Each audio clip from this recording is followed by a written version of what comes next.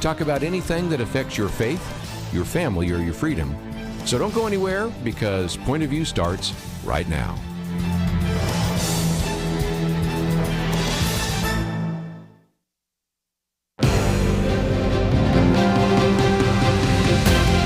Across America, live, this is Point of View.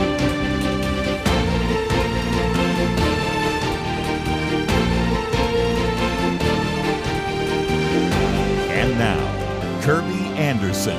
Thank you for joining me. It is the Thursday edition of Point of View, and we're going to spend some time, first of all, talking about a couple things in the news, but most of today we're going to focus on theology, make sure that we can think through some of the very important issues in our Christian faith effectively.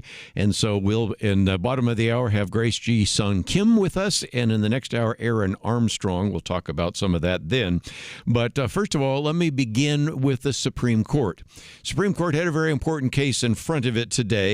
And in some respects, people don't necessarily understand its significance because it had to do with the issue of birthright citizenship.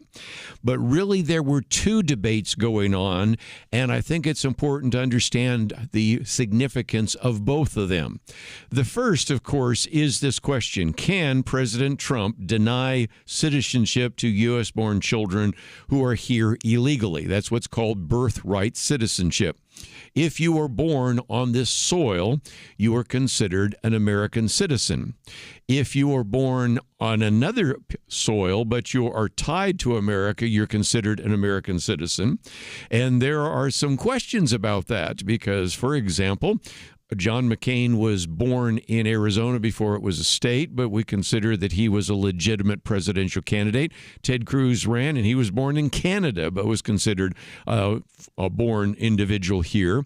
But also you have others that are children that are born here to diplomats. What does that mean? There is a lot more than just the whole question of if you somehow can make your way to this country and then give birth to a boy or girl, that child then becomes a U.S. citizen, and it gets into, of course, the question of the 14th Amendment. I'll get into that in more detail in a minute, but the second one is just as important, maybe even more important, and the article I've posted here by our friends at the Wall Street Journal: can a solitary federal judge in any outpost of this vast nation halt government action from sea to shining sea? Okay, they overdid it a little bit, but the point they're making is one we've talked about before. Can a district judge just say, not only does this apply in my district, but it applies to the entire nation? And that's a very important issue as well. So one of the issues, of course, surfaced when on the first day of his second term, Donald Trump signed an executive order to reinterpret the 14th Amendment, which would mean to exclude birthright citizenship of children who are born to parents who are here illegally, or maybe even if they're here temporarily under a student visa, tourist visa, whatever it might be. But then you have three judges in Maryland, Massachusetts, and Washington issuing what were called universal injunctions to block that policy. Well, here's the rub. The first one, according to the editors of the Wall Street Journal, they say is straightforward. I'm not so sure I agree with them, but let's at least give them their argument. They say the 14th Amendment was ratified after the Civil War and the wretched decision in Dred Scott, 1857, that said black former slaves and their descendants were excluded from U.S. citizenship. And, of course, if you go back and look at what was intended by the 14th Amendment, I don't think the authors, if you really go and look at the legislative history, were anticipating that just because you were born in this country, that would automatically make you a citizen. But the interpretation goes to a decision that came in the 19th century, Wong Kim Ark, which was in 1898, which showed that a man who was born in San Francisco to alien parents was a citizen. Now, the argument, which is coming from the Trump administration, is that those parents weren't living in the country illegally, meaning birthright citizenship for the children of transient border crossers is still an open question. That's their argument. I think it's a little bit hard to make that case, and I would not be surprised if the court ruled against Donald Trump on this 9-0, but I also wouldn't be surprised if they ruled against him 6-3, even 7-2, something like that, because it's not as clear as the Wall Street Journal article makes it. But the case I've always made before is, even though I have some questions about whether or not that's an accurate interpretation of the 14th Amendment, you can't even get all conservatives, much less all Americans, to agree with that. So that is the issue that will, I think, be pretty easily resolved. I could be wrong, but there's a second one, and it's the bigger one, and that is the fact that we have judges that are issuing universal injunctions, and the argument they make here is very simple. The Justice Department, I'm quoting them now, say, quote, district courts issued 14 universal injunctions against the federal government through the first 3 years of President Biden's term. Then they go on and say, by contrast, courts issued 15 universal injunctions or temporary restraining orders against the current administration, the Trump administration, just in February alone. Obviously, things have gotten out of hand. And, of course, from time to time, we've talked about how, for example, the Attorney General in the state of Texas, by the way, Jeff Mateer, who used to work with him, can speak to that issue, issued some injunctions against Barack Obama and even some against Joe Biden. But this attempt to just, at every single turn, allow a federal judge to stop whatever it might be.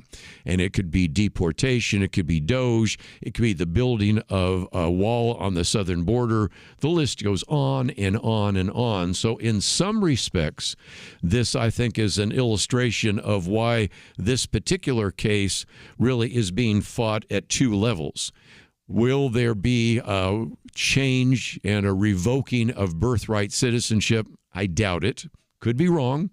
Doubt it. I suspect in some cases the Supreme Court, as it is wont to do so often, will make a decision not to decide and argue something about jurisdiction, argue something about standing or something like that. But we'll see.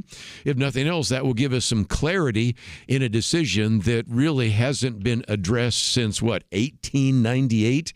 The Juan King Art article and decision. So that would be helpful in that regard. But I think the bigger issue, and the one that is looming, is, can a district judge shut down the entire country because he or she only really has jurisdiction in that region? And so this push towards these universal injunctions, or in some cases temporary restraining orders, I think is a big issue. So we'll be watching that one for not only the decision about so-called birthright citizenship, but also the whole issue of issuing so many injunctions, something we've talked about before here on Point of View. When we come back, though, let me talk, as we get into some of the issues that we'll talk about in terms of theology, talk about your pastor. Shane Edelman has a new book, just came out yesterday, I Almost Quit. And he is a very prominent pastor who actually said he was about ready to leave the ministry. And I just thought that this would be maybe a very encouraging kind of piece where you might want to actually pass this article on. It's our second article. Maybe even get a copy of the book and pass it on to your pastor, because they do have a very difficult job. And so we're going to talk about a man that just about gave up in the ministry, and we know of others that have. And what can you do to keep them in there ministering to the flock? And what can you do to encourage them? So I think you'll find this very helpful. Don't have the book yet, but we thought we would pull the article that appeared in the stream, and we'll talk about that right after this.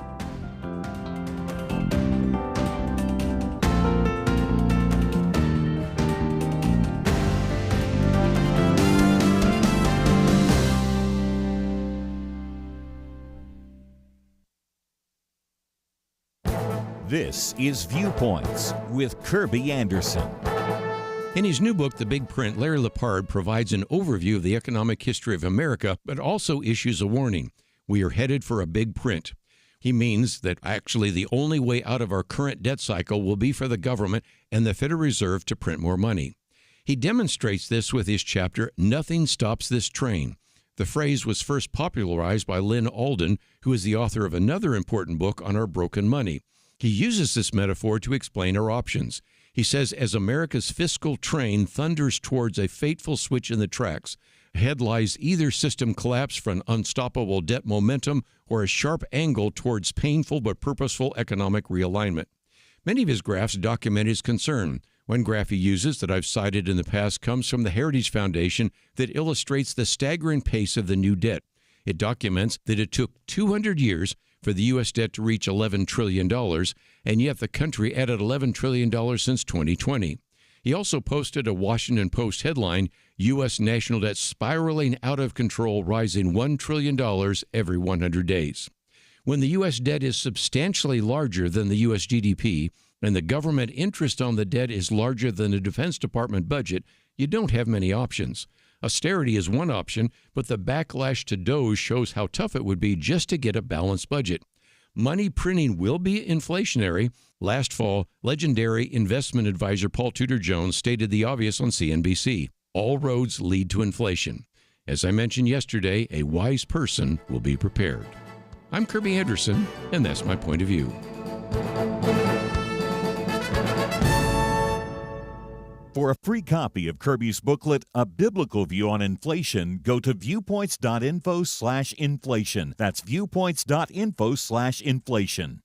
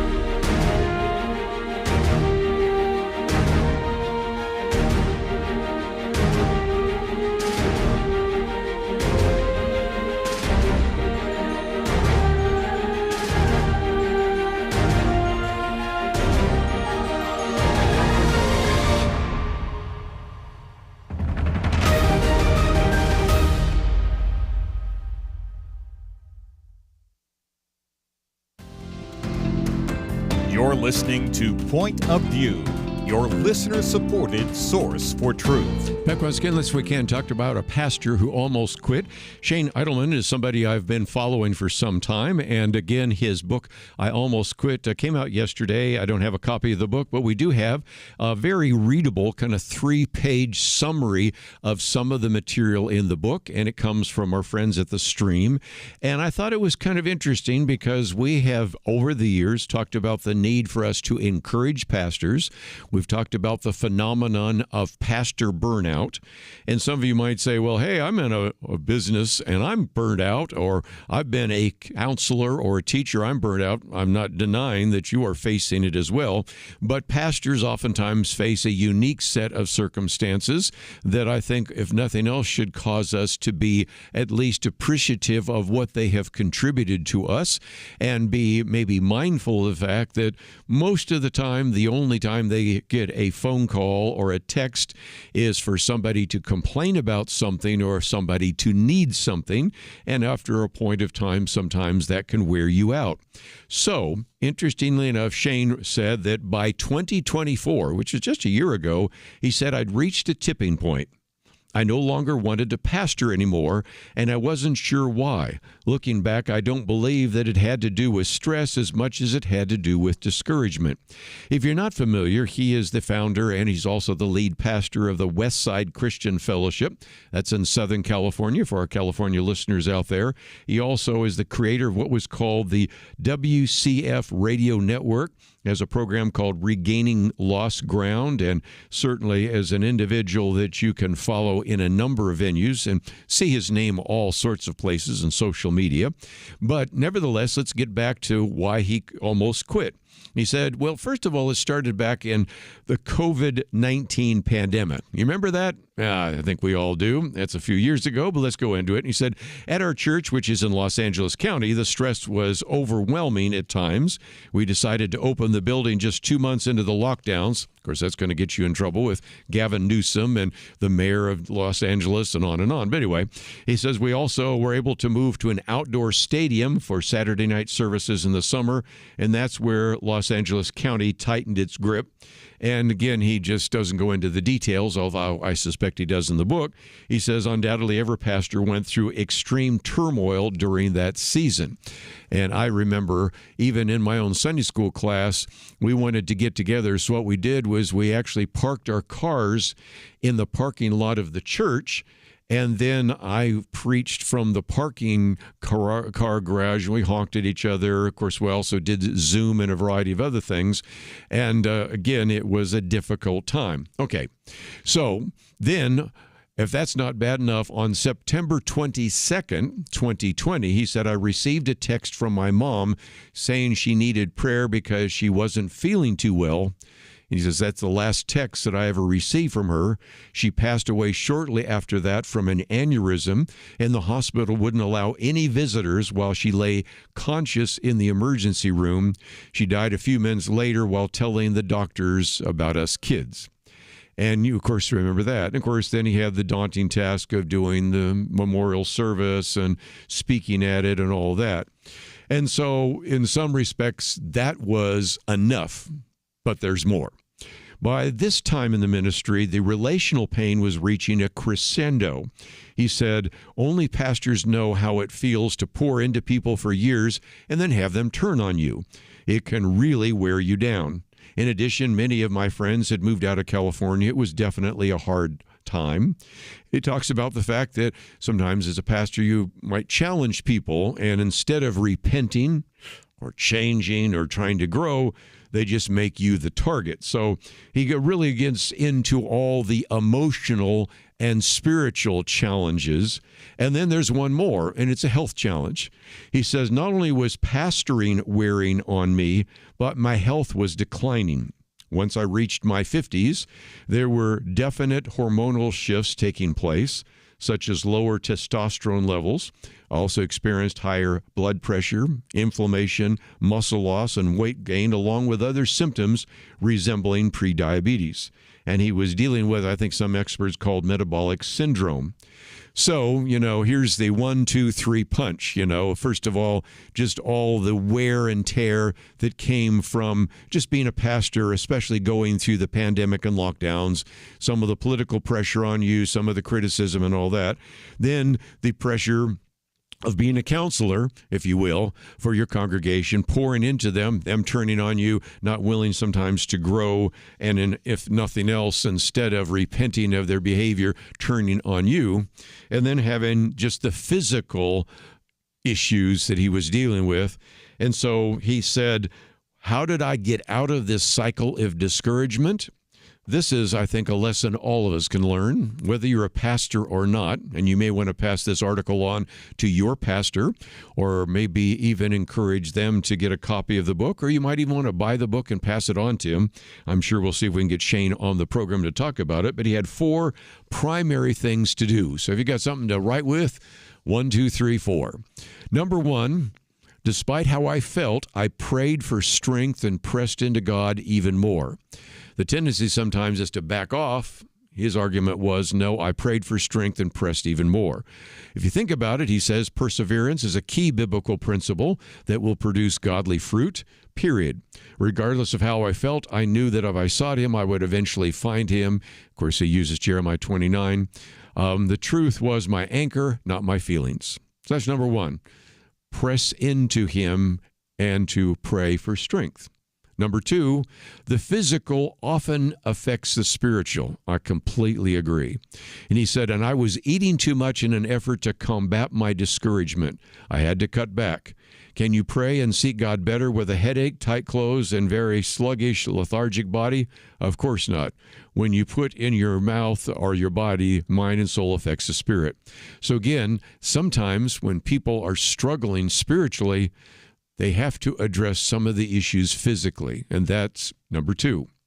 I've already gone from preaching to meddling, but let's go to number 3. Number 3, I began to pray and really believe these words. And what are the words? Lord, if this is all you have for me, you know what's best. Please forgive me for my disgruntled attitude. You have given me a wonderful church, an incredible family. I am truly blessed.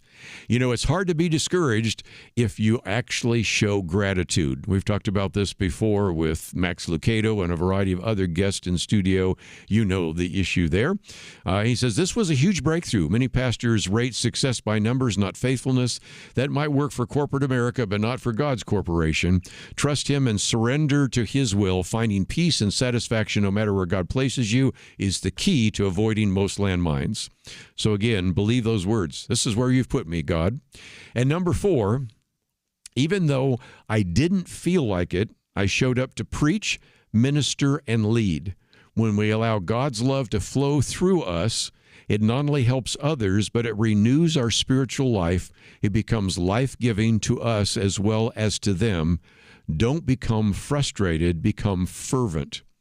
And then he goes on to talk about some other things as well, the need to certainly pursue God through every means, you know, and we think of Paul talking about in 2 Corinthians 4, we are hard-pressed on every side, yet not crushed. We are perplexed, but not in despair.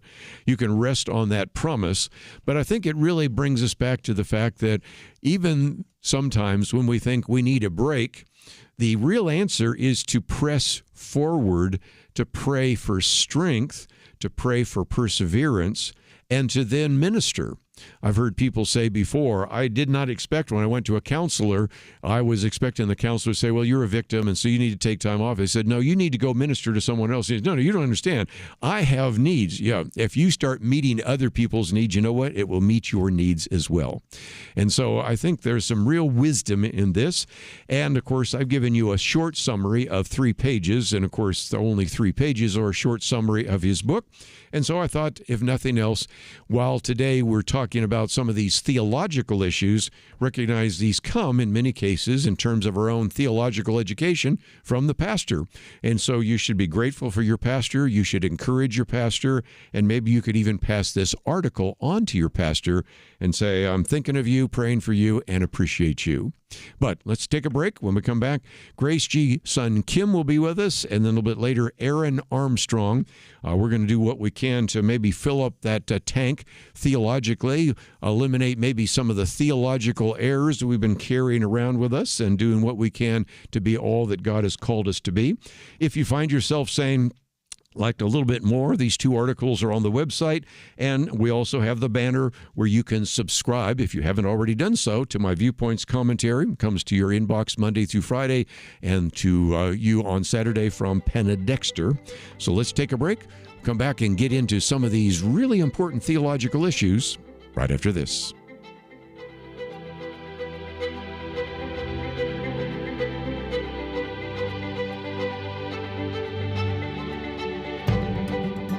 Have you subscribed to the Viewpoints commentary? No?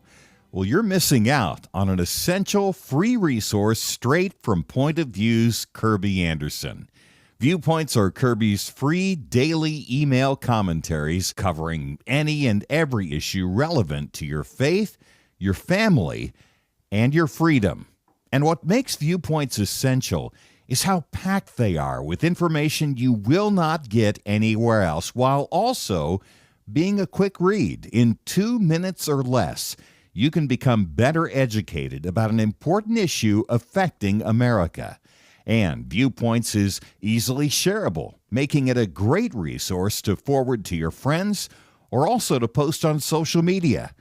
Don't miss out on this essential free resource from Kerby Anderson and Point of View. Join the thousands of Americans who receive Viewpoints by enrolling today. Do it right now at pointofview.net/enroll. Again, it's free and it takes just a moment.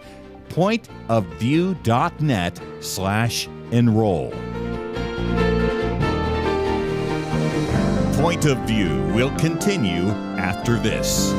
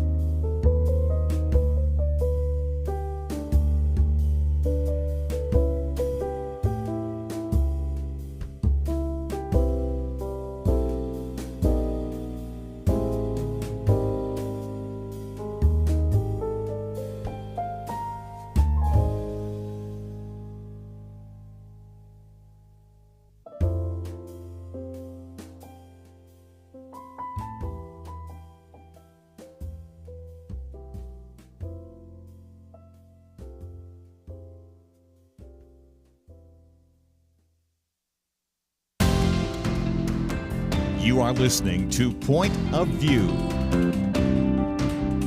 The opinions expressed on Point of View do not necessarily reflect the views of the management or staff of this station. And now, here again is Kerby Anderson. You probably heard the phrase, that God has created us in His image. But the problem is so often we as human beings create God in our image, and we maybe attribute to God certain things, or maybe wrap God in a flag or around a particular racial issue or whatever it might be. And so one of the things that I think is really key for us as Christians to make sure that we think biblically about who God is, who Jesus is, what the Bible is, and the rest. And to really help us with some of that, we want to go to Dr. Grace G. Sun Kim. She has her PhD from St. Michael's College, University of Toronto, teaches at the Earlham School of Religion. She is an author, editor of about 24 different books, and an ordained minister in the Presbyterian Church. And her book is entitled When God Became White. It's published by our good friends at InterVarsity Press. And Dr. Kim, thank you for joining us today here on Point of View. Thank you so much for having me. It's such an honor to be on your show. Thank you. I think we have to start with your very painful story of being in South Korea, being picked up and brought to Canada, and then dealing with all the struggles there that come from kind of culture shock to even your parents, your father more in particular, and all the rest. And I think that sort of helps us understand, in some respects, why you wrote this book. Yes. So, whenever I teach my theology classes, I always tell the students, theology is biography and biography is theology. As a Christian, we can only come to know God from our own experiences. There's no other way to encounter or know who God is. And so my particular experience, as well as many immigrants, people of color or refugees, we come to North America, to Canada or U.S., and, from the beginning of our new life here, we face experiences of racism, which is so harsh. And, people in the church, they say, well, racism isn't that bad, right? Because the church does not want to label racism as a sin. So they keep saying, oh, it's not that bad. But when you look at history and look at what is happening even today, we know that racism is evil. It has led to genocide of Native Americans here on this land. It has led to the enslavement of Africans on this land and the indenturing of Asian workers and other groups of people. So we know the consequences of racism. There is death and war and genocide. So we have to take it seriously. So I begin the book, When God Became White, with my own personal stories of racism in the public school, in the schoolyard, during recess and during lunch hours. And those are very painful experiences. And I know I'm not alone. So I really wanted to share my personal story so that people can enter the book knowing that a lot of groups of people, different groups of people experience pain of racism or different forms of isms that have damaged them or have destroyed their lives. One of the things, first of all, let me just say, as a Christian, and I think the body of Christ, we want to say, we apologize for any way in which you were treated, your family was mistreated. And I think it brings us back to the fact that we need to get out of our comfort zone and reach out to people in our community. Just the other day, I used even something as simple as Cinco de Mayo as a way in my commentary to say, this could be an opportunity for you to look and say, are there Hispanic people in our community here? Could we teach ESL? Could we try to be more incorporating? I mean, after all, as I finished that commentary in Revelation 7, we talk about, every nation from all tribes, peoples, language, all before the throne. It seems to me that, yes, we do have racist people, and yes, you have been the target of that, but it does seem to me that, if nothing else, that's a call for the church to be willing to reach out to people that are different than you and different than people in your own congregation. Exactly. I think you just said it so well. the church, when we look at the ministry of Christ, of Jesus, and he said to go out into the world and to share the gospel, it was not to go out into the world and conquer the world and colonize the world and engage in war. But when we study history of Christianity, we see this so clearly.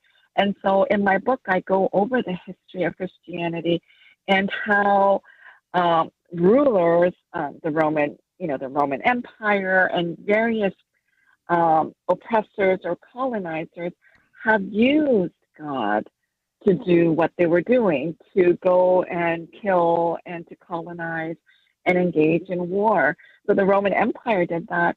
And so, the title of the book from InterVarsity is When God Became White. No one has seen God, but for some reason the church has upheld a notion that God is white. And this white God has been used to do a lot of destruction in the world. And what you have said, the racism is legitimized by the church upholding a white male God. I think the people in the pews, the regular people, don't quite get the connection. But once, people like me and other people kind of share what is happening and linking, social issues with church issues and what is happening, then I think people get it right away. But we just don't want to expose it or talk about it in the church. We keep wanting to say that racism isn't bad, that it's okay, and it's just part of society. Once we continue to do that, people can't see this clear connection that is just present right before our eyes from, the history of Christianity to our present time.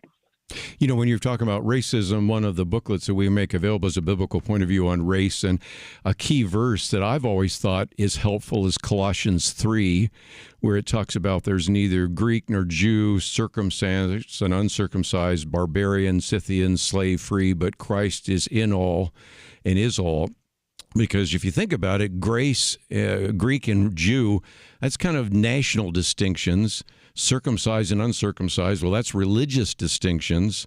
Barbarian and Scythian, that's cultural distinctions, and even slave or free are economic distinctions. And so whether we're talking about racism, sexism, whether we're talking about elitism, I mean, in some respects, we have a real gap between the elites today who look down their nose at other plebeians, if you will, and things of that nature. There's just a lot that we still need to do to erase those barriers. And it does seem to me that that is, again, the message of the gospel, is it not? Oh, yeah, you got it right on again. And that particular passage is so insightful for so many of us. I think, some of the problems that we have in the churches, we gloss over passages like that. We pick and choose what we want to hear and what we want to live by. But the passage that you just recited is very clear that we are all, one in Christ. There should not be these barriers. And these barriers are put in place through sexism or through racism or through other isms that really divide the church. But Christ's message is very clear. And even when we go into the Old Testament, in the book of Genesis, we see it very clearly in even the creation story where it says God created them, male and female, both in God's image. It's not like one gender is better than the other gender or one, type of skin color is better than another. We are all created in God's image.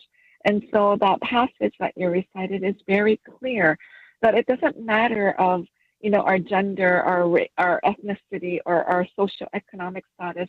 We are all one, and we need to be able to grasp it, to welcome that message, and live it out. We are to treat our neighbors with love. They may be of a different religion, of different ethnicity and background, or economic status, or citizenship, different statuses. But we are to love. And Christ's message of, loving our neighbor, loving our enemies, we don't want to do things like that. But it's very clear that the message of Christ is about love, but we have distorted it, and we have preferred one ethnicity over another. We have treated different, people of lower socioeconomic status or those who are different from us in various, inhospitable ways. The church does preach about going out and to be with the poor and to help the poor. But as soon as a homeless person comes into our church, everybody is so worried that they're going to come in to destroy the church or steal from the church or, sweep in the church. Everybody gets worried. But we really need to embrace the gospel message of love. Matter of fact, we were talking about a church right now where the pastor has been under criminal charges because he's opened the church to the homeless. We'll take a break, continue our conversation with Dr. Kim right after this.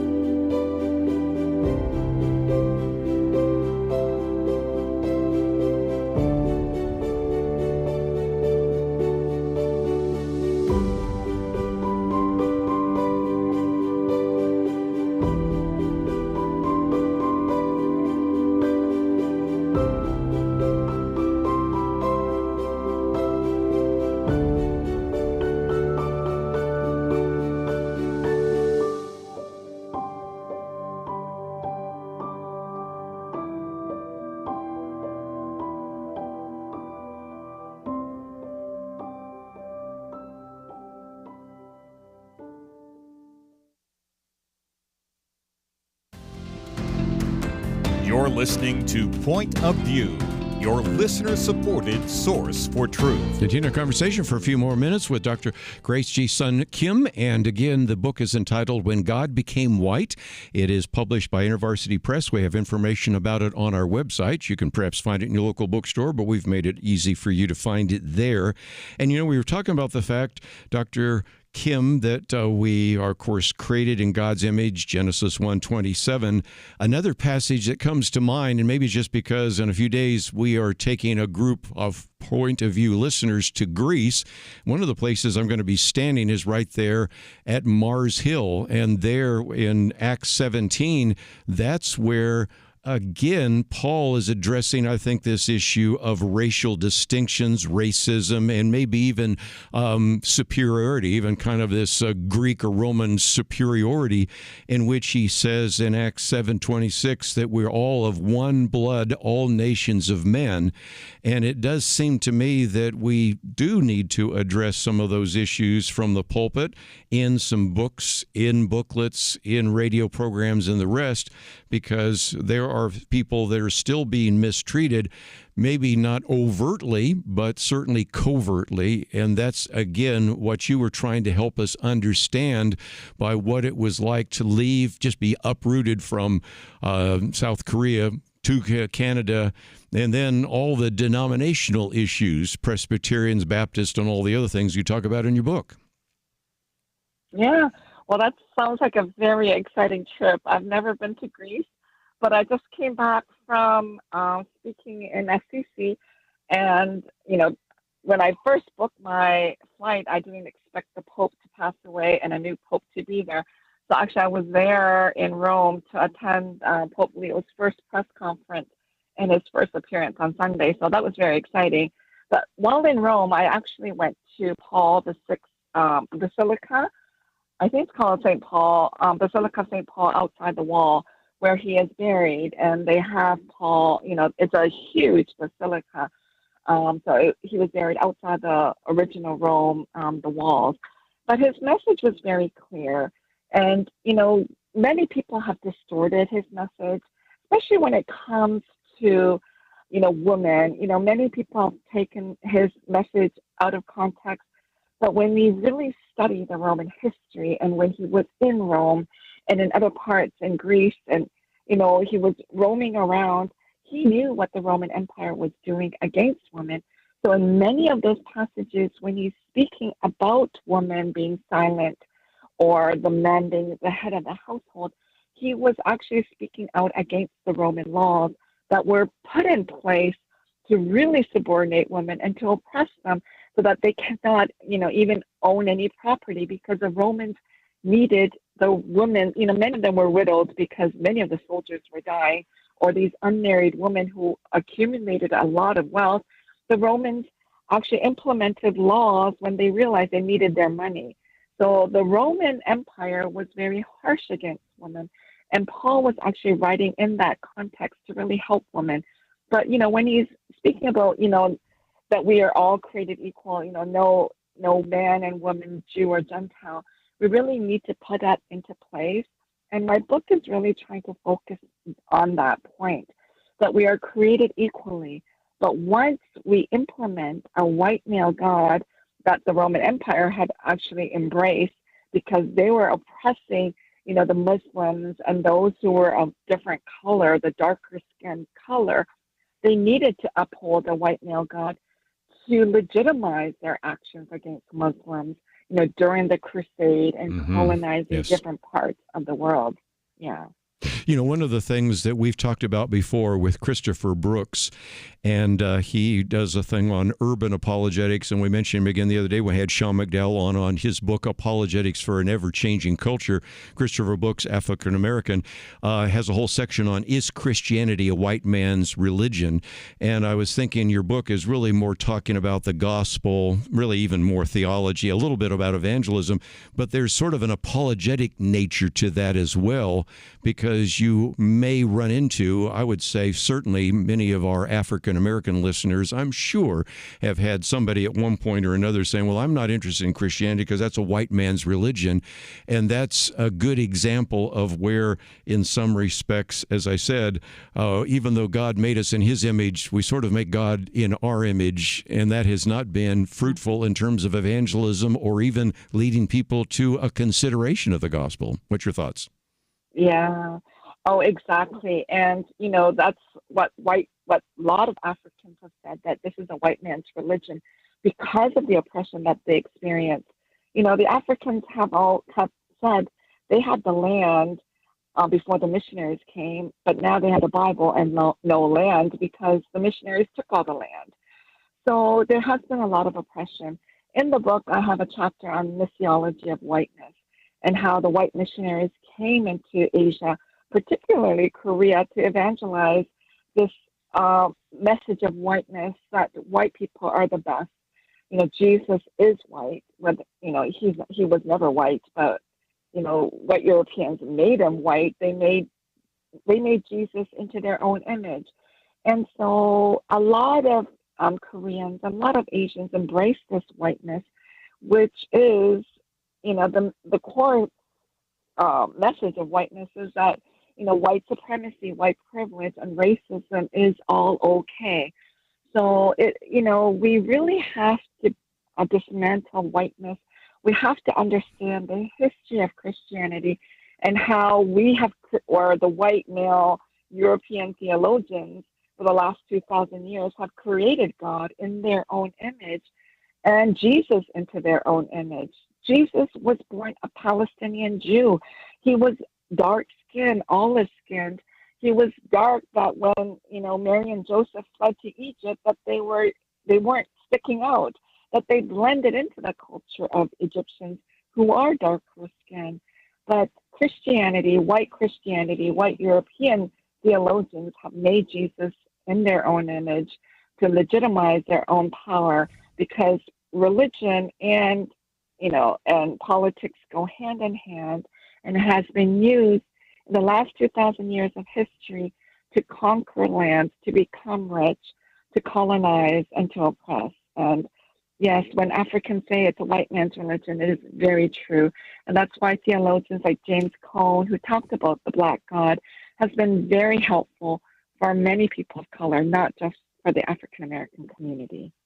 The application point I think we'll leave with is the fact that, if nothing else, we need to practice humility rather than arrogance. Philippians 2, do nothing out of selfish ambition or conceit, but in humility count others more significant than yourselves. Of course, we've talked about Acts 17, Genesis 1, Colossians 3, and other passages. But Dr. Grace G. Sun Kim, we appreciate you writing the book and appreciate you giving us some time today here on Point of View.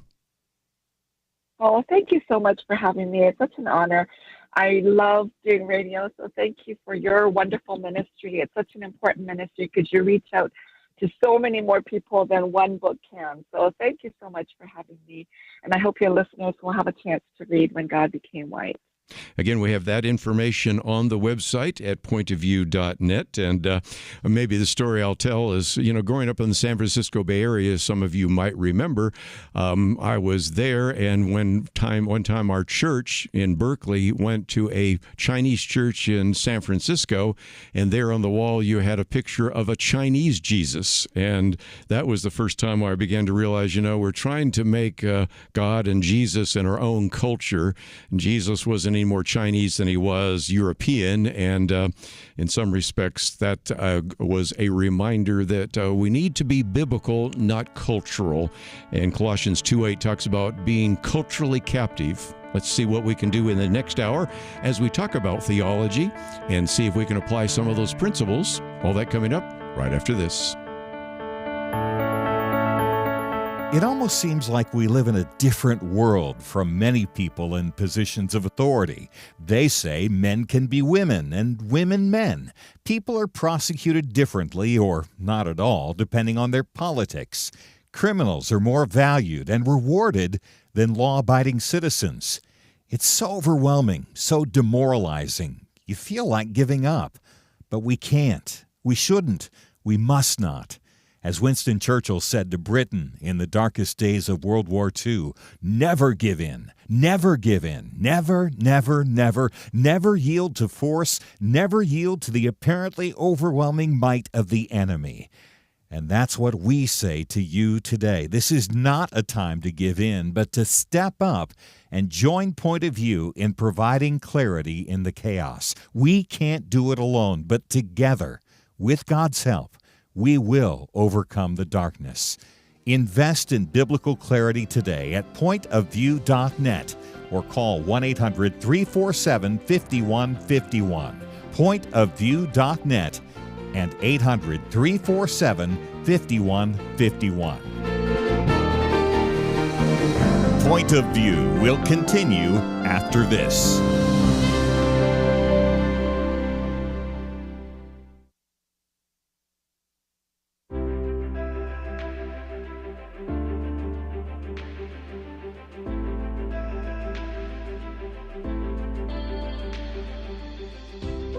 Thank you, Kerby. I really appreciate your program. You cover a lot of issues that a lot of us think about, I'm sure.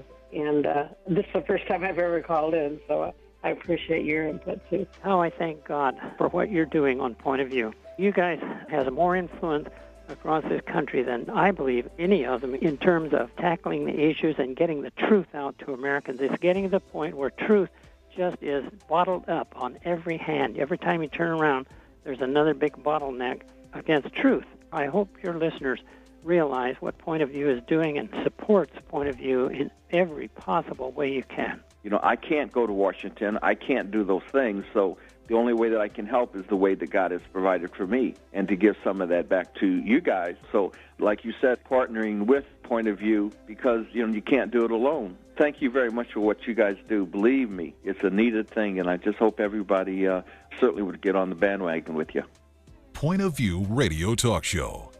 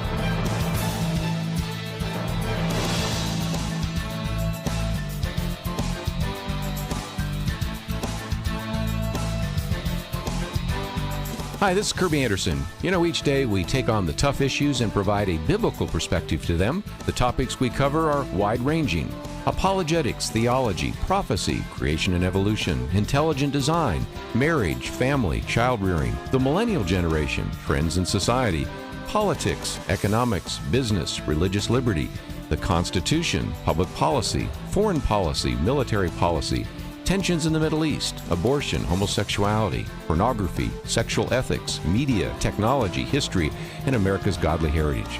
We talk about anything that affects your faith, your family, or your freedom. So don't go anywhere, because Point of View continues right now.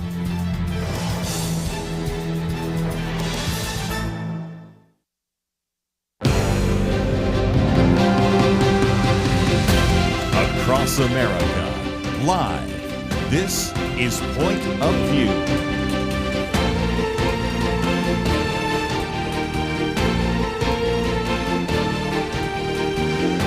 And now, Kerby Anderson.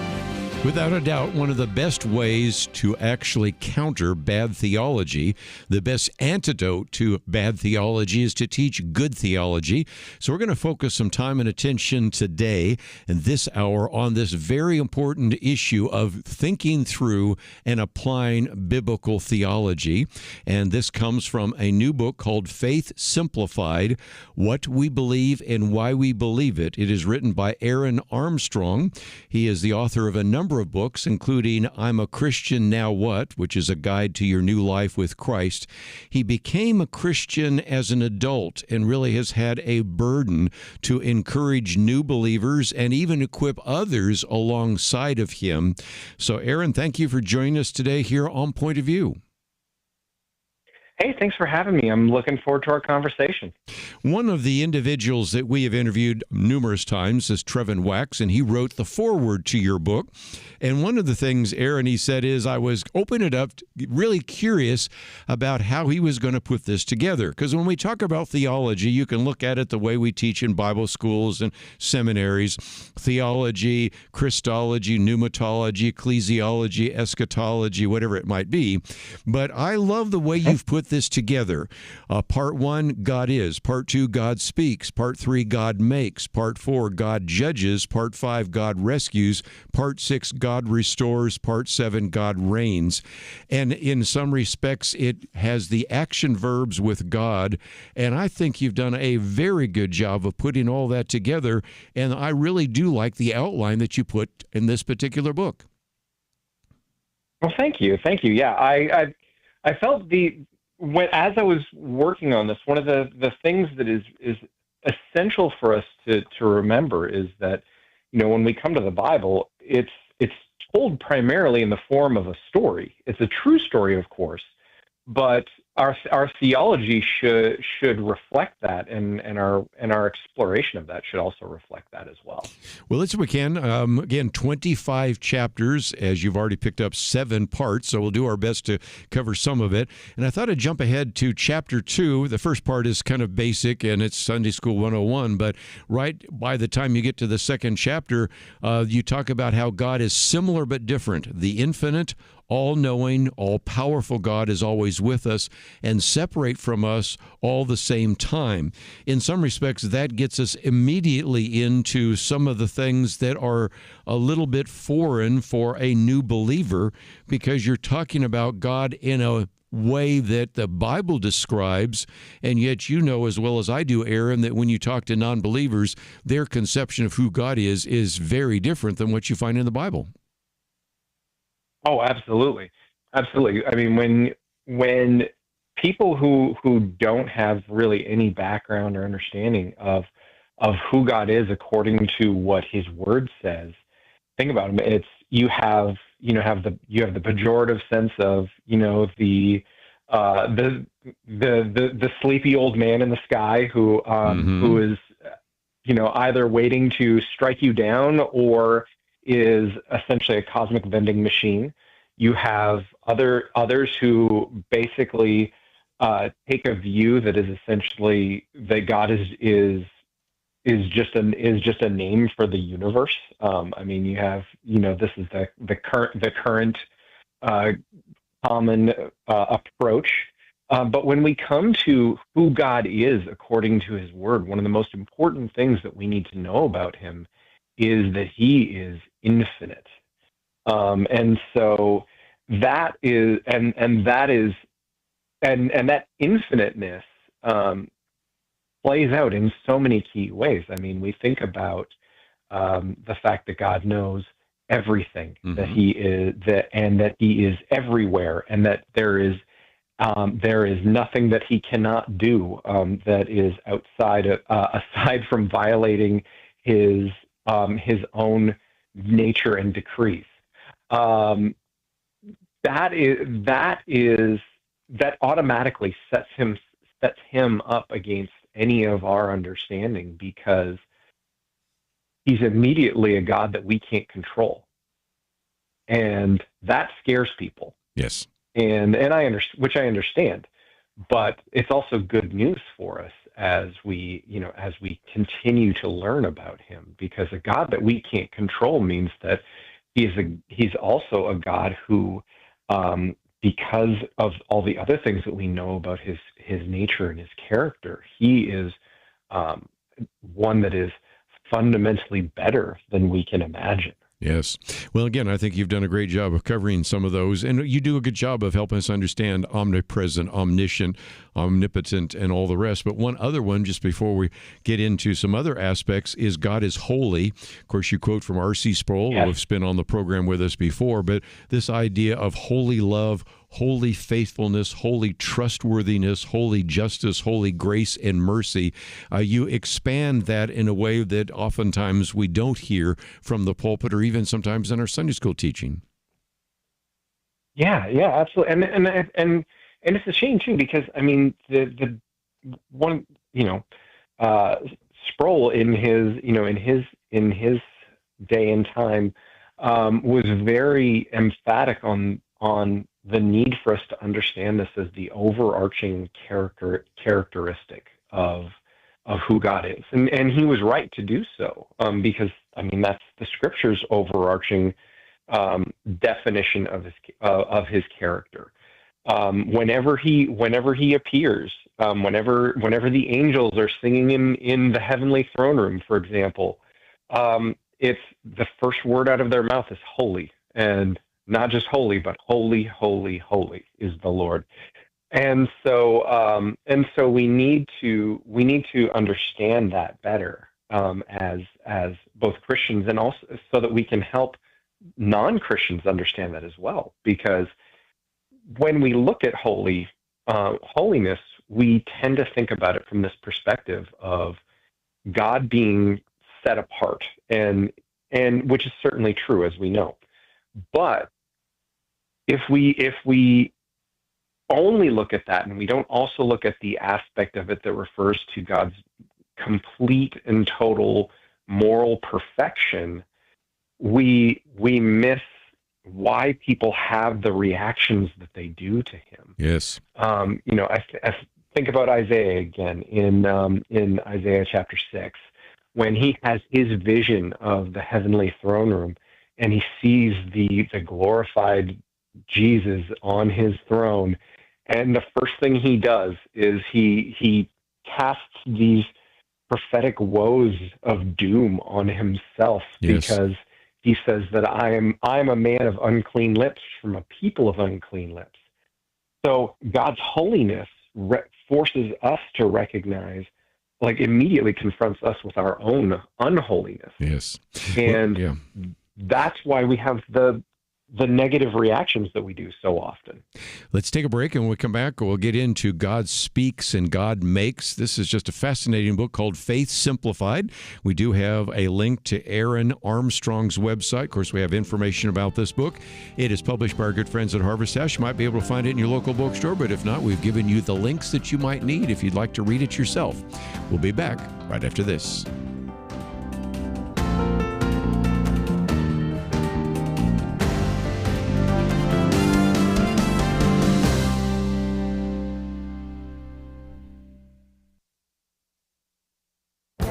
This is Viewpoints with Kerby Anderson.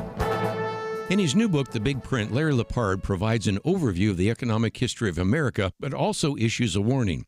We are headed for a big print. He means that actually the only way out of our current debt cycle will be for the government and the Federal Reserve to print more money. He demonstrates this with his chapter, Nothing Stops This Train. The phrase was first popularized by Lynn Alden, who is the author of another important book on our broken money. He uses this metaphor to explain our options. He says, as America's fiscal train thunders towards a fateful switch in the tracks, ahead lies either system collapse from unstoppable debt momentum or a sharp angle towards painful but purposeful economic realignment. Many of his graphs document his concern. One graph he uses that I've cited in the past comes from the Heritage Foundation that illustrates the staggering pace of the new debt.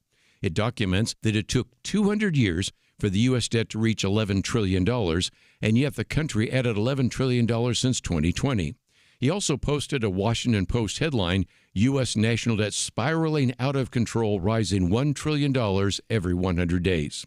When the U.S. debt is substantially larger than the U.S. GDP, and the government interest on the debt is larger than the Defense Department budget, you don't have many options. Austerity is one option, but the backlash to DOGE shows how tough it would be just to get a balanced budget. Money printing will be inflationary. Last fall, legendary investment advisor Paul Tudor Jones stated the obvious on CNBC. All roads lead to inflation. As I mentioned yesterday, a wise person will be prepared. I'm Kerby Anderson, and that's my point of view.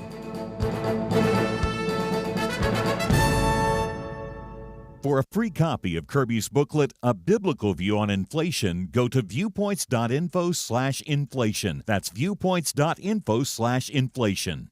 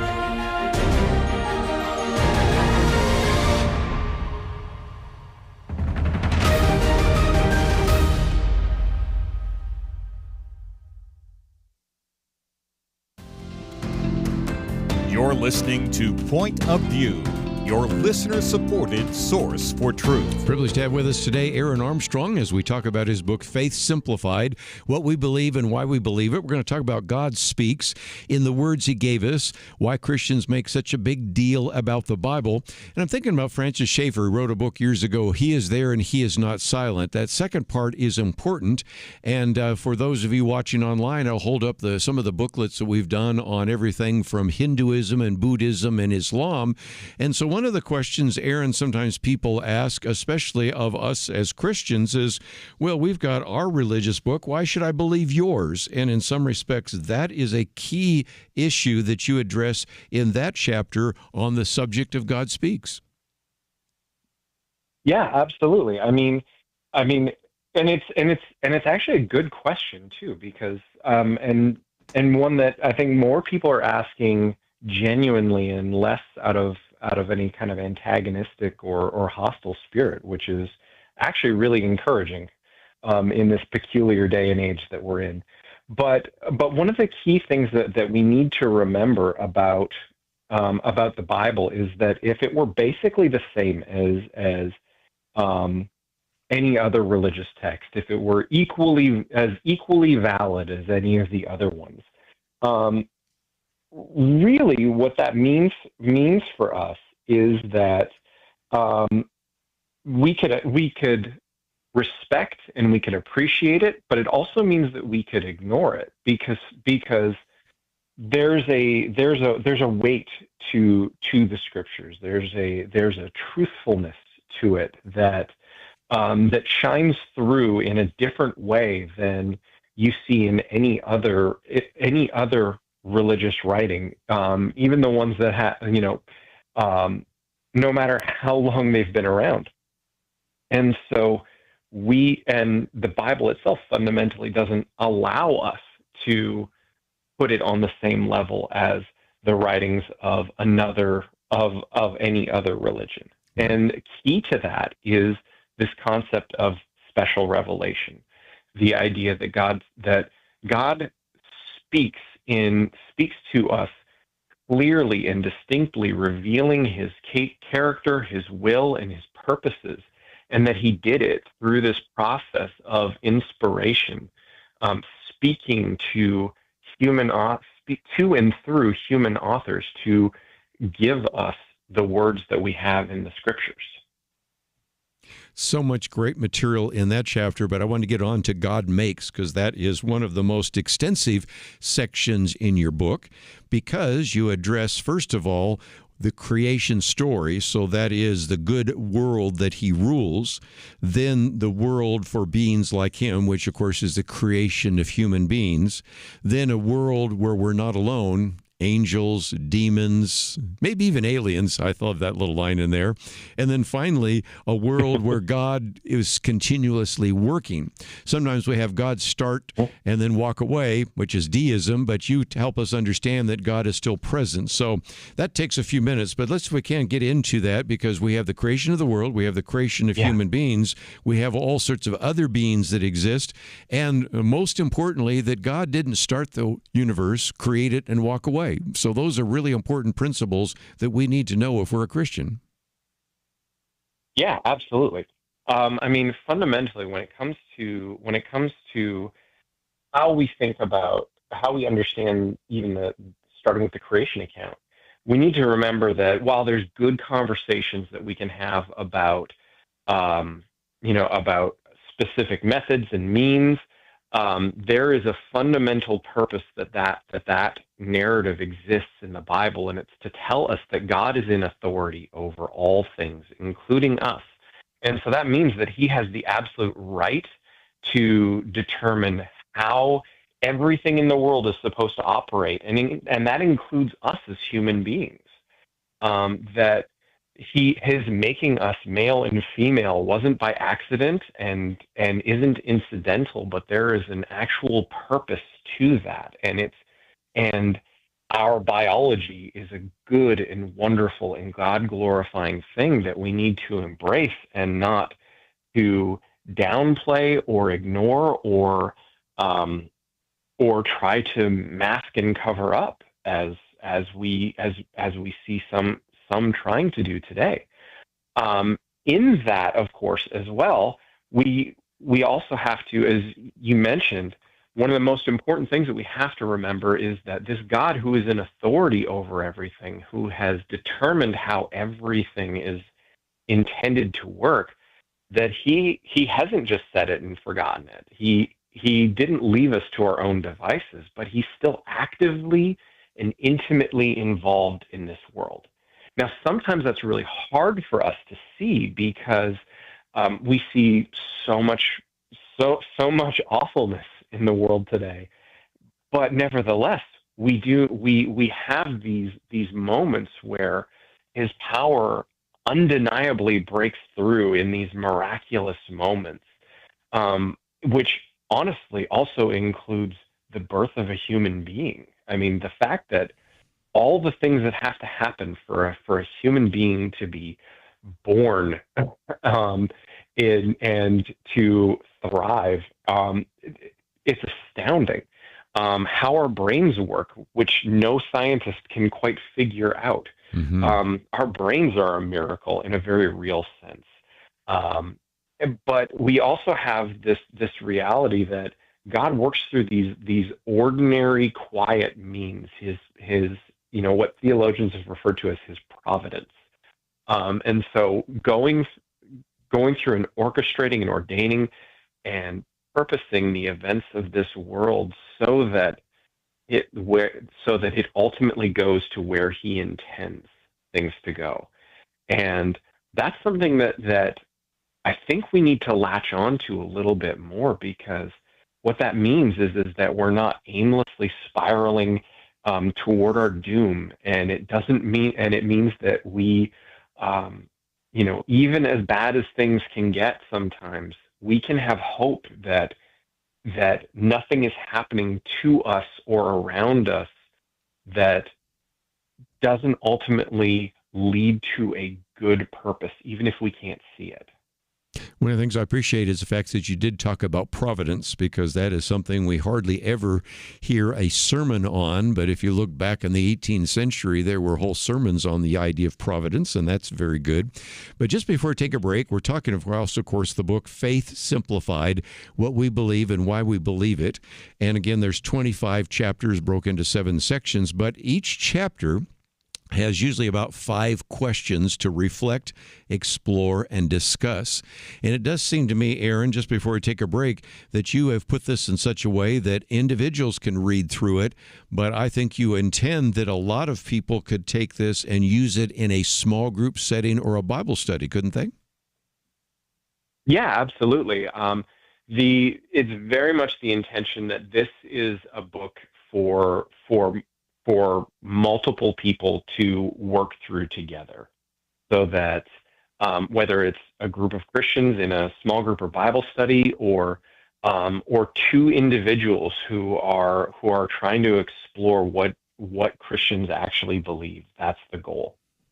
Well, let's again, if we can, take a break, but let me just mention what we've covered so far.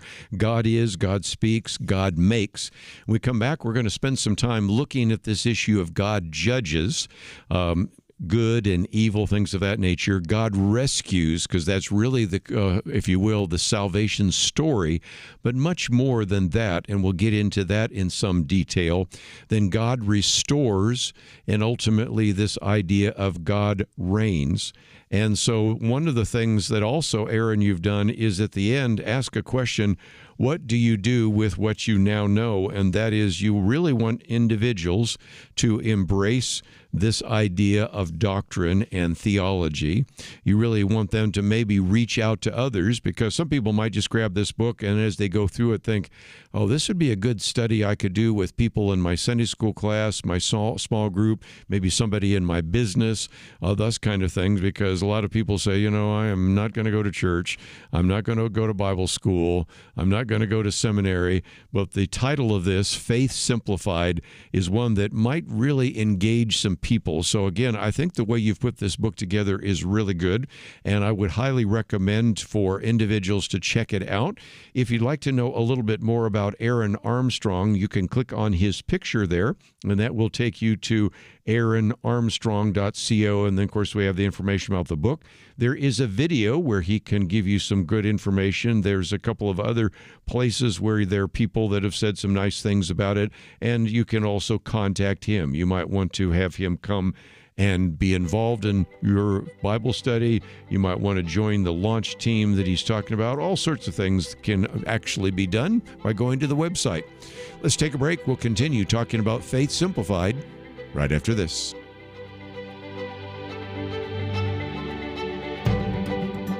Have you subscribed to the Viewpoints commentary? No? Well, you're missing out on an essential free resource straight from Point of View's Kerby Anderson. Viewpoints are Kerby's free daily email commentaries covering any and every issue relevant to your faith, your family, and your freedom. And what makes Viewpoints essential is how packed they are with information you will not get anywhere else, while also being a quick read. In 2 minutes or less, you can become better educated about an important issue affecting America.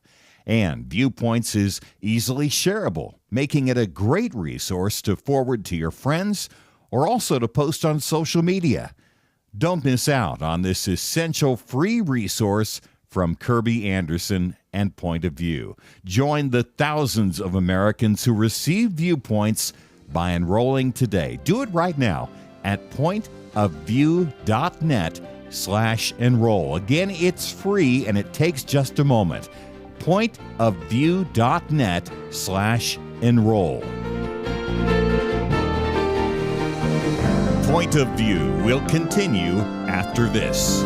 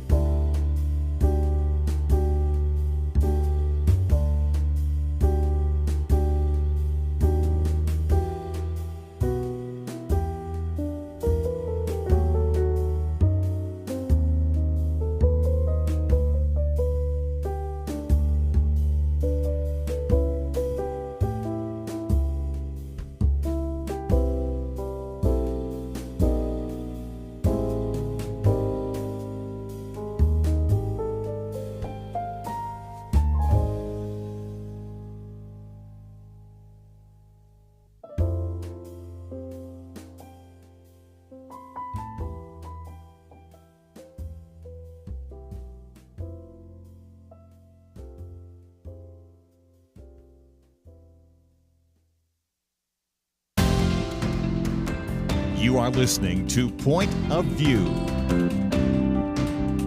The opinions expressed on Point of View do not necessarily reflect the views of the management or staff of this station.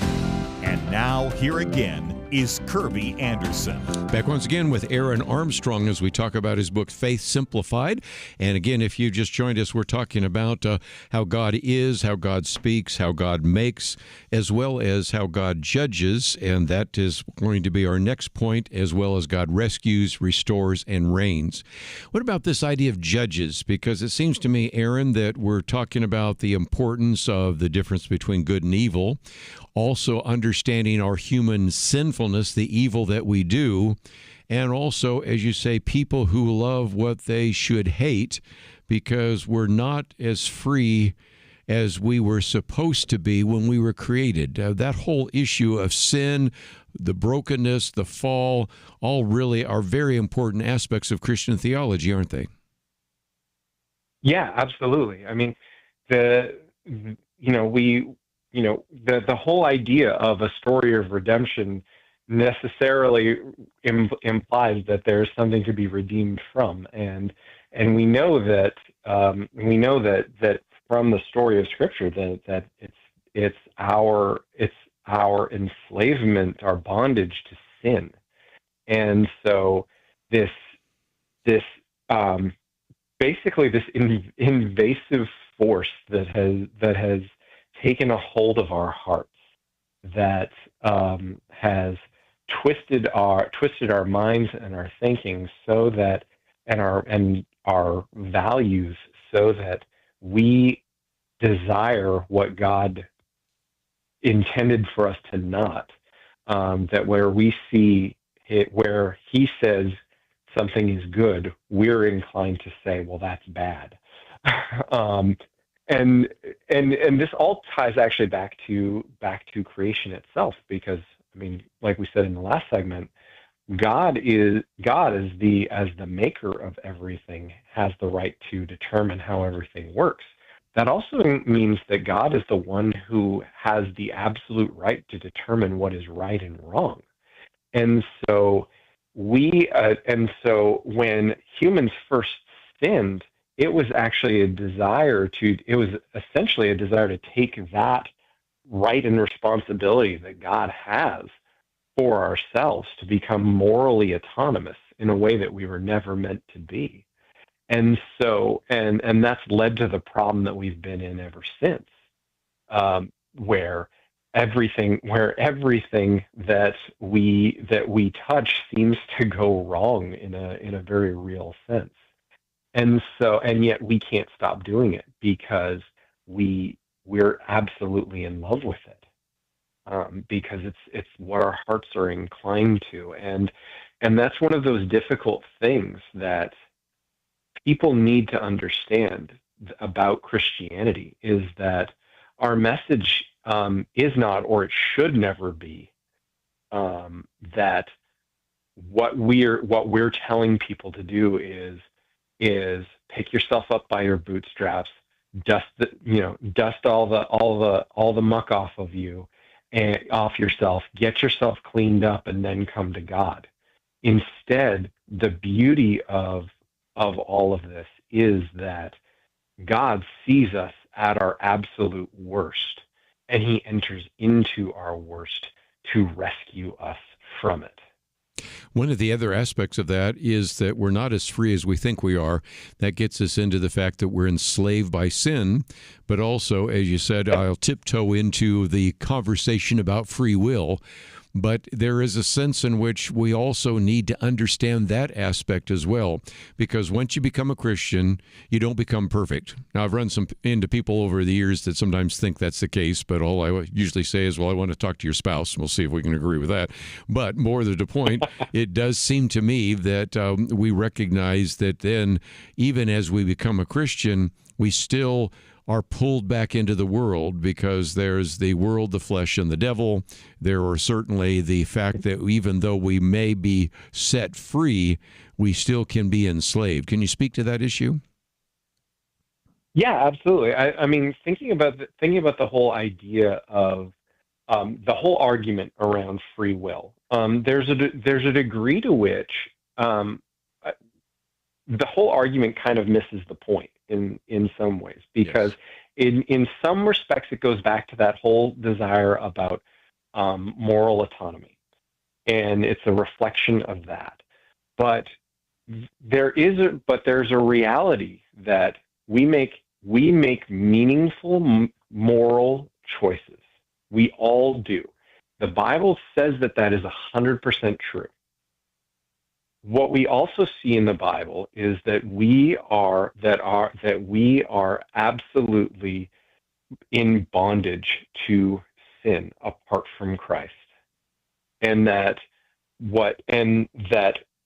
in this way that we can't quite understand, because it's a mystery how these things work together, is that even as this thing that has enslaved us is at work in us and is actually killing us, we also choose to do those things because we love them.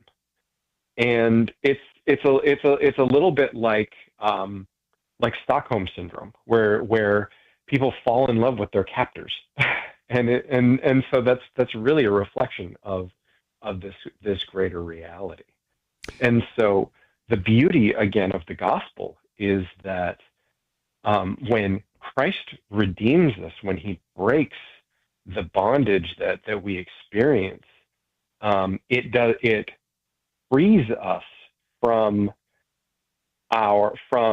the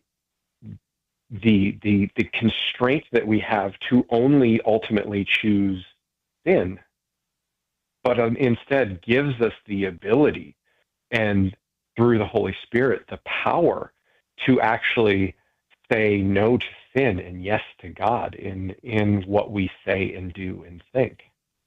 So good. Well, again, let's rescue everybody. God rescues, and of course that gets us into the incarnation. God became man. But again, I love your line that the gospel is good news for you and me, but even for those who do not believe. And it does seem to me that, again, we have the evidence of the empty tomb. We have the evidence that Christ came, died for our sins, paid the price that we could never pay because of a debt that He did not owe. He paid in our place, but then He rose from the dead, and we can have the hope of eternal life. Yeah, absolutely, and it's one of the reasons that I love 1 Corinthians 15 is so much, and that essential that first importance message that Paul had, that Christ died, that He was buried, that He rose again, and that He appeared to many. And he says, if this is not true, we do not have any hope. He says that that if it's not true, we're to be pitied more than anyone or anything else in this world, because we are going about and preaching a lie. And so the beauty of this message that is so simple for us to say, that can be encapsulated in just a couple of sentences, but yet is so cosmically rich and deep, that we can spend our entire lives, and indeed all of eternity, trying to plumb its depths and never quite getting to the bottom of it. What's beautiful about this is that good news is something that we have that's worth sharing, and that's why it's good news for people who don't believe it, because it means that we have something that we ought to share with them. It's something that can change their lives, because it's changed our lives too. Well, let's, if we can, just take a break. But when we come back, we want to get into this last few sections, and that is, first of all, God restores a united people, some of the metaphors there, and a relationship with one another, even the idea of the Great Commission, and then most importantly, God reigns, because it does seem to me that what we're dealing with are some great opportunities for people to apply these principles, which, as I said, when you come to the end of the book, it asks a very good question. What will you do with what you you now know. And so there are some challenges. But again, if you just joined us, we've been talking about a book which is entitled Faith Simplified. It is published by Harvest House. We have information about that on our website. Of course, we also have a link to Aaron Armstrong, who's the author. 25 chapters. We've had a chance to look at 5 of the parts. Last 2 are a little bit shorter on God restores and God reigns. And it's just a great opportunity to look at the issue of theology and our own biblical understanding with a little bit different perspective. And most importantly, each chapter has some questions to reflect, explore, and discuss. So whether you go through this individually or with a group, I think you'll really benefit. Our Faith Simplified will continue our conversation right after this.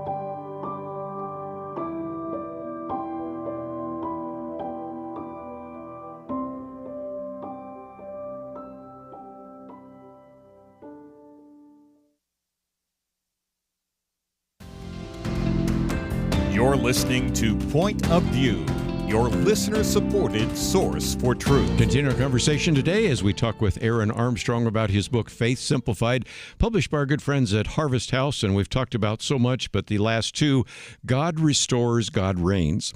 First of all, a united people, what it means to be the body of Christ, our relationship, how the gospel makes us safe, but also a greater purpose, not only worship, but then even the Great Commission in terms of course, outreach and evangelism. And that is, of course, the good news. But even there, you have some very important principles that we need to apply, recognizing that we aren't to go through the Christian life individually, but we're to be part of the body, of course, the entire body. But then even you have a section on the sacraments and, of course, the Great Commission, because we don't keep this to ourselves. So how should we think through that theologically? Yeah, I think the way that we need to start is we need to go back to the beginning, and we need to remember that God Himself exists in perfect eternal relationship as one God, one in essence, and three persons: Father, Son, and Holy Spirit. As people who are made in His image, that means that we are intentionally made to exist within relationship. And that's one of those many things that is broken and marred by sin. And yet the gospel restores that. And while we never achieve perfect relationships here in this world, thanks to the ongoing existence of sin, what it does is it brings the gospel brings together people who in some cases have no business really knowing each other at all, and doesn't just make them friends, but makes them a family.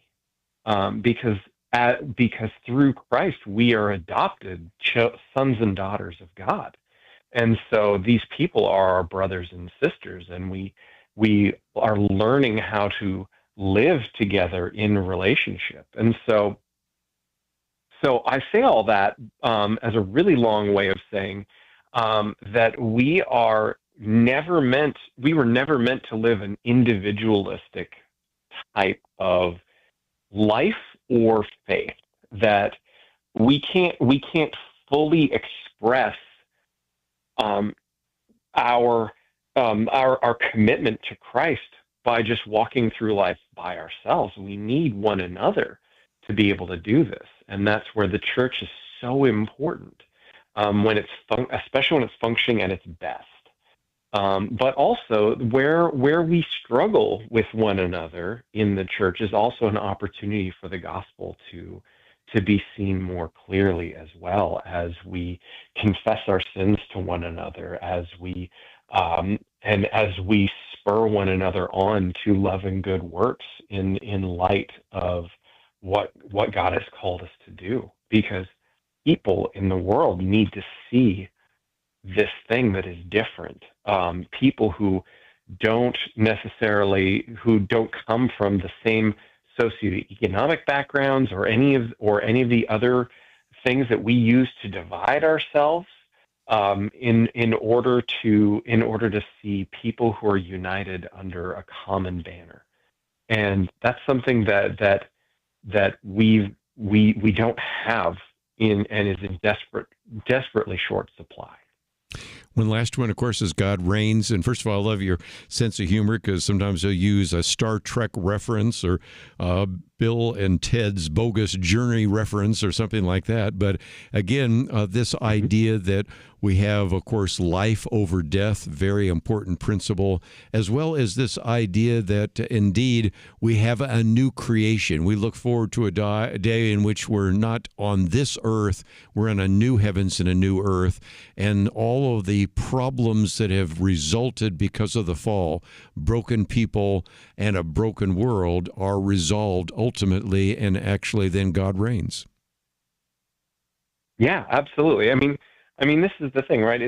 Is everyone is always like, the question of what happens after we die is something that, and really what this world is coming to is one that is always on the mind of people. And so you have some people who are seeking for different ways to escape the world entirely.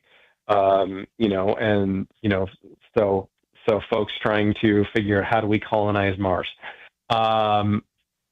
You have in other ways, you have people trying to escape the human body, which is, the transhumanism movement. You have people who are stuck in a very real kind of malaise and despair because they can't see good news. Like they have no real hope because all they see is the awful and evils that go on in this world. And the good news of the Christian story is that God tells us where everything is heading. He tells us how things are going to end, and he does it intentionally so that we have hope as we move about in this world. It's so that we can point to something greater than ourselves, to say, no, this is not the end. And for those of us who are in Christ, this will be the worst that we have to experience in this world, because there's something that is better. There is peace and hope and joy and the completeness that we long for, that we only ever get to see in part here. But it is coming, and it is sure to happen, and we will get to experience that in the presence of God. And that's something to not only long for, but something to delight in and rejoice about. So again, the book is entitled Faith Simplified, Aaron Armstrong, and as you probably have gathered, we've covered at least each one of the parts. But again, there's 25 chapters, and so I would certainly encourage you to get the book. One of the things I appreciate most is at the end of every chapter, there are at least 5 questions to reflect, explore, and discuss. Also, there's some footnotes at the end if you would like to go into further detail, and it is a book with about 280 pages, and it is published by our friends at Harvest House. If you'd like to know more, we have that on our website at pointofview.net, so you can certainly check that out. And I might also mention that we do have a link to aaronarmstrong.co. Again, you can find all of that on our website. Don't even have to remember how to type all of that in, but that's available to you. And it's just a great resource because, as we've said before, I think it is absolutely crucial that we have good theology, and the best antidote to bad theology is to present good theology. So, Aaron, thank you for being a very important instrument in making that happen. Thank you so much. I'm grateful for the opportunity to serve people in this way. Again, if you'd like to know more about Aaron, you can go to the website there and perhaps check out some of the other things that he has written. I know he has a real focus on really trying to encourage new believers. As an individual that became a Christian later in life, I think his testimony would be one that maybe would be fun to share with your church. But he also not only wants to encourage new believers, he wants to come alongside and equip those of you that maybe have been Christians for a long time. And as you read through this book, you realize, oh, okay, I didn't know that, or that's something else I need to add. And so again, one last time, the book is entitled Faith Simplified, written by Aaron Armstrong, What We Believe and Why We Believe It. And you're listening to Point of View. At Point of View, we believe there is power in prayer. And that is why we have relaunched our Pray for America campaign, a series of weekly emails to unite Americans in prayer for our nation. Imagine if hundreds of thousands of Americans started praying intentionally together on a weekly basis. You can help make that a reality by subscribing to our Pray for America emails. Just go to pointofview.net and click on the Pray for America banner that's right there on the homepage. Each week you'll receive a brief news update, a specific prayer guide, and a free resource to equip you in further action. We encourage you to not only pray with us each week, but to share these prayers and the resources with others in your life. Join the movement today. Visit pointofview.net and click on the banner Pray for America right there at the top. That's pointofview.net. Let's pray together for God to make a difference in our land. Point of View is produced by Point of View Ministries.